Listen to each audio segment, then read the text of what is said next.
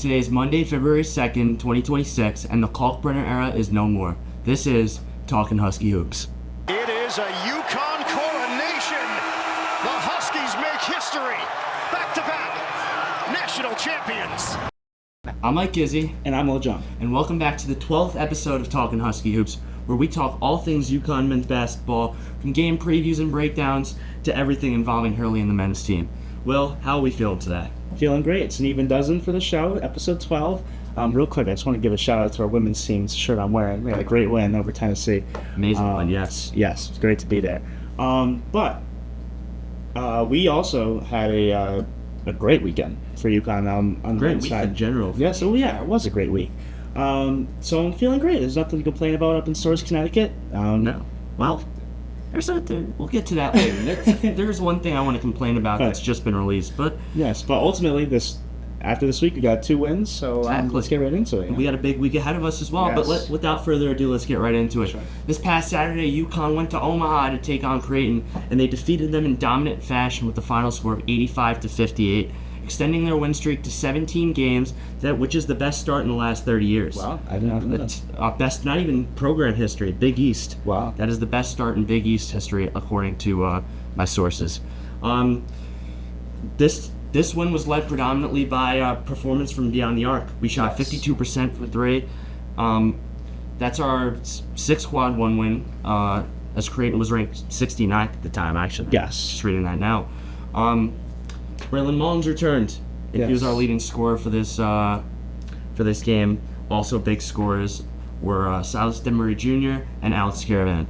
So let's get right into it. Besides all the statistics, how did you feel watching this? Did it feel great? Did it feel as great as it was supposed to be? Yeah, absolutely. So there's always a lot of pressure coming into Omaha. This game is always circled on UConn's calendar. I did not know that this was the first game that UConn has played Creighton without Ryan Kalkbrenner. That's crazy. But ultimately, we came in there and really showed who is the team on top. Again, Omaha is a tough place to play in, but I never really felt like we were not in control. You know what I mean? Yes, definitely. I mean, going to half, I think we had a 10-point lead or somewhere roughly around there, 9 maybe. Yes. It was great. I felt we've been talking about the last few shows. We need a dominant win, something that really improves the confidence of this team, something that's not close. Because we've been playing a lot of Big East games recently that have just been close games to the final buzzer. And it really, at least as a fan, it worries you to think that, what's going to happen in the future when we play a team that's maybe ranked or even like one of the top teams in the country, a better Big East team, as we'll see later this week. Yeah, for sure. And, or not even tonight, last Saturday, it was proof to us that, finally we were able to get a Big East win that wasn't just, okay, let's squeak out of here and move on to the next one, but something in dominant fashion. Yeah, for sure. And there's been talk over the past month, UConn can't cover their Big East games. So to win a game 85-58 by 27 points in Omaha, it feels good. Yes, definitely. Some big news from this one. Alex Caravan passed Khalid El-Amin in the UConn all-time scoring list, moving into the top 15. He actually passed 2 players. I forget who the 15th was, but Amin was 14, so he's now 14th on that list. Now, the question I want to ask, do you think the Omaha curse has been broken? We won last year in Omaha. We won this year in dominant fashion. Is it I think, if I recall correctly, it was 9-3 we were in the last 5 years or so against, or in the set against them. Yeah, maybe. Well, I 9-3 now. Yes, I like to think that the curse is broken. There's a lot of history. I think it's safe to say, especially between Hurley and.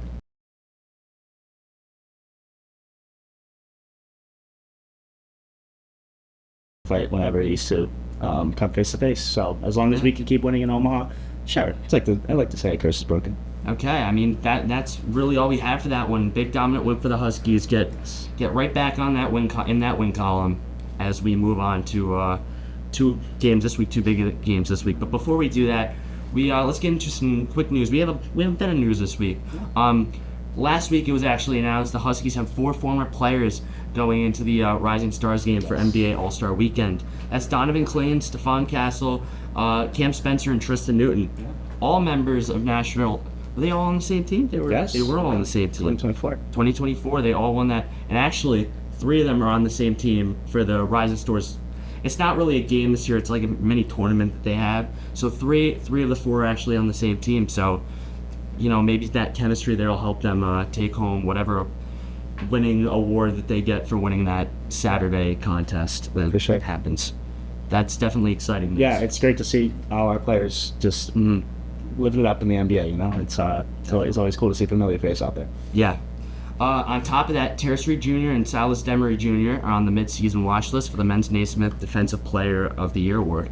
I mean, to come into this year, we had a lot of players on watch list, and it kind of maybe hasn't gone as planned to where all these players are now still on these watch lists for these major awards. But to have not just one, but 2 players on such a prestigious one, it's definitely good to acknowledge. It's definitely a big thing, especially a Defensive Player of the Year award. It's definitely something that we hope one of them can take home. Yeah, absolutely. And Terrace and Silas, those 2 are our fortress. They are the key to this team, being able to play at the pace that we play at, to be able to just shut down teams and keep us in control, really just across the board. Even though Terrace and Silas are the ones on the watch list for this award, really just across the board, us being able to play this impenetrable defense. It's really awesome to see.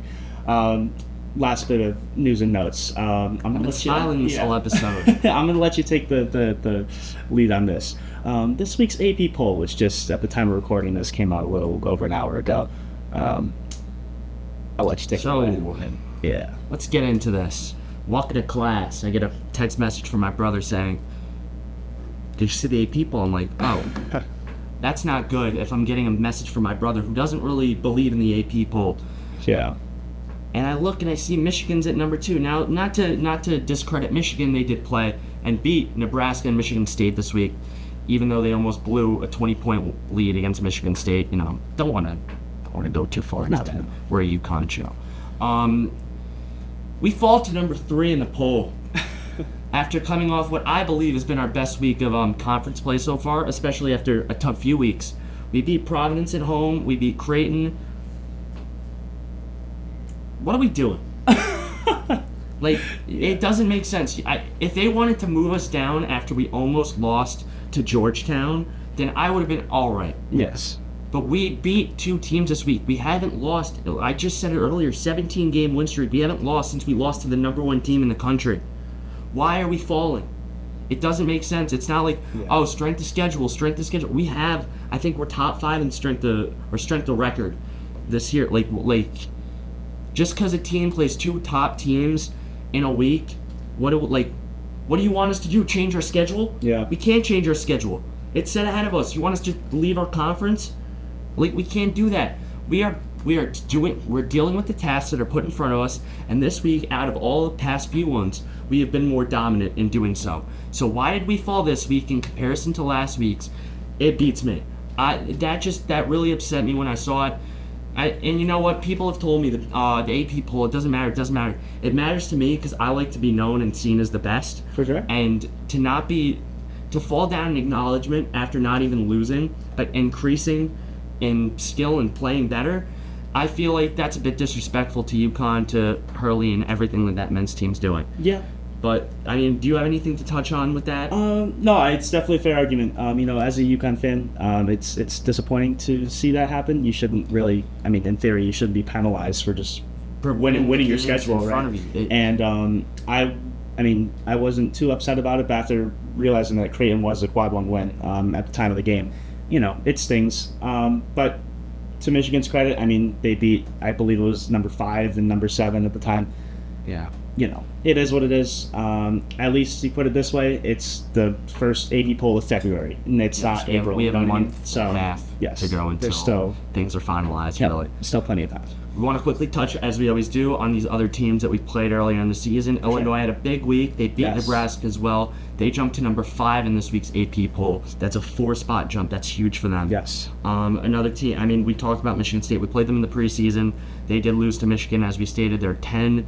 11 Kansas. They jumped 3 spots after a big victory versus BYU. Yes. And then BYU falls to 16 after that loss. And Florida had a big win against Alabama this weekend. Absolutely. And they jumped 2 spots to 17. So with that being said, we do have one team that's coming up on our schedule that is ranked 22. Yes. We will get into them later in the week. That is St. John's. They jumped up from 25 to 22. Yeah, for sure. So I mean, it's not looking too bad.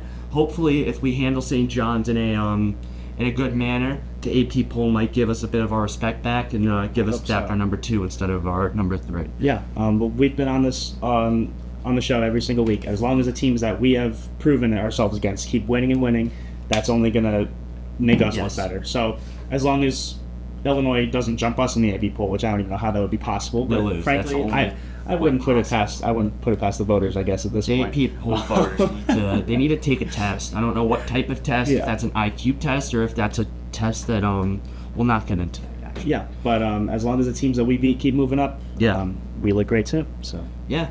All right. With that, let's move on to our next upcoming game. Let's preview our game tomorrow. Yes. At this point, against the Xavier, is it the Musketeers? Yes. I was like, I knew it was Musk. I didn't know if it was like. I was thinking Muskrats or something. Muskrat, yeah. Or yeah. The Musketeers, 12-10 this season, 6th in the Big East with a 4-7 record in the Big East, led by Trey Carroll, averaging 18.3 points per game. That's pretty big for them. Yeah. You know, I don't know where that lands in the Big East among scorers, but it's got to be up there. Guarantee you, it's definitely high. It's higher than anyone on UConn. They also have 4 players also averaging double digits. That's something that we have as well. But it's for a team that is. Say their record is 12-10. That's pretty big for them. Yeah, for sure. So we have played Xavier before. Yes. The last time we played them was on New Year's Eve, where I believe we won 90-67. So a super solid win. That was at the beginning of conference play for the most part. So both these teams have a lot more conference experience now. But we didn't really get to preview them too closely because that was during our winter break hiatus. But looking at the Xavier team, I mean, this is their coach, Richard Pitino, his first year, just getting his feet in the water. Of the Big East Conference. But Xavier, there's kind of a big clump of teams that are all like 4-7 in Big East play. Xavier is right in the middle of them. Yes. So it's kind of, you can't really gauge them specifically. I mean, I don't mean to say that they're lost in the middle of the pack of Big East, but yeah. They kind of are. I mean, we've had troubles with those teams in the past. Yes, for sure. But, hopefully, as we saw in Creighton, we can do the same thing to Xavier tomorrow. Yes. Which is tomorrow, 7 o'clock, back home at People's Bank Arena, NBC, Peacock, whatever streaming service you had. Absolutely. Yeah, but that last segment, our mood of the week. Oh, yes. Well, we did happen to get a win at Creighton, and just like last year, 2 rains. 2 Baldy. That is our mood of the week. Yes. It's on screen now. Bang. Yeah, I mean, we were waiting. We kind of teased it last week's episode. I had to calm you down a little bit. You were jumping ahead of us a little. I was like, I was just excited about the game. Of course. I mean, and that's willing. I mean, you have to be excited for those big matchups, especially something such as going to Omaha, in a place that we haven't had the best luck in. But we walked out with the victory. For sure. Hopefully we'll walk out with the victory tomorrow. Yes. And with that, thanks for watching this episode of Talkin Husky Hoops. We'll be back later this week to recap the game against Xavier and further preview as we go back to Store South for I don't even know how many times we've been there this season. This is the 3rd time? I think this is the 3rd time. Like we'll go back again before our season's done. For sure. But we'll preview that one against St. John's. It'll happen on Friday. Yes. Though for now, I'm Mike Gizzi. And I'm Will Jeong, UCTV Sports. Go Huskies.